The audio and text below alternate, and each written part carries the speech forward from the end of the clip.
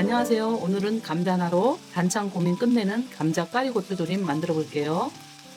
감자는 3개입니다. 중간 크기입니다. 먹기 좋은 크기로 썰어 주시면 됩니다. 감자의 두께는 일정하게 썰어 주시면 좋아요. 썰어 놓은 감자는 소금물에 10분 정도 담가 줄 거예요. 꽃소금 반 큰술입니다. 살살 저어 주세요. 소금물에 감자를 담그면 전분기가 빠져서 졸이다가 감자가 부서지지 않아요. 뒤적뒤적 한번 해주시면 됩니다. 양파 100g짜리 작은 거 하나입니다. 약간 큼직하게 썰어 주시면 돼요. 대파 반대입니다. 어슷 썰어 주세요.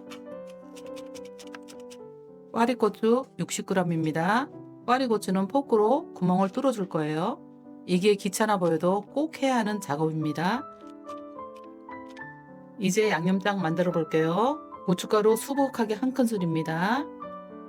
고추장 1큰술, 진간장 2큰술, 참치액젓 반 큰술, 참치액이 없으시면 멸치액젓이나 소금으로 대체하시면 돼요. 물엿 3큰술입니다. 다진 마늘 1큰술, 물 200ml 넣어주세요. 살살 저어주세요. 감자는 채반에 맞춰서 물기를 완전히 제거해 주시면 돼요. 팬에 식용유 2큰술 넣어주세요. 물기를 완전히 뺀 감자는 넣어주시면 됩니다. 중불에서 살살 볶아주세요. 감자 겉면이 노릇노릇해질 때까지 살살 볶아주시면 돼요.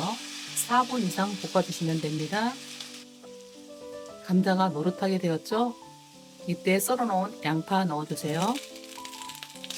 양파 넣고 같이 볶아줍니다. 양파가 반 투명해지기 시작하면 그때 양념장을 넣을 거예요. 이제 양념장 넣어주세요. 중약불로 줄이고 뚜껑을 덮어서 8분 정도 졸여주시면 돼요. 중간에 한번 뒤집어 주시면서 감자가 부서지지 않게 살살 다뤄주세요. 8분이 다 되어서 뚜껑 열어볼게요. 우와, 감자가 너무 잘 익었습니다. 한번 뒤적뒤적 해주세요.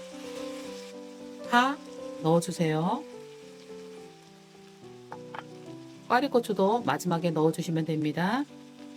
꽈리고추는 마지막에 넣어야 돼요. 처음부터 같이 넣으면 색이 죽고 물러집니다. 살짝살짝 뒤집어 주세요. 뚜껑을 덮고 3분만 더 졸여주시면 돼요. 3분이 다 되어서 뚜껑 열어볼게요. 감자와 꽈리고추가 너무 맛있게 잘 익었습니다.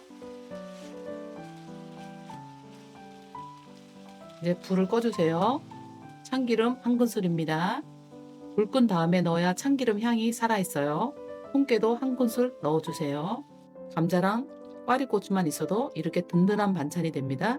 집밥으로 맛있게 챙겨 드세요. 구독, 좋아요 부탁드릴게요. 감사합니다. 다음에는 또 맛있는 거 올려드릴게요.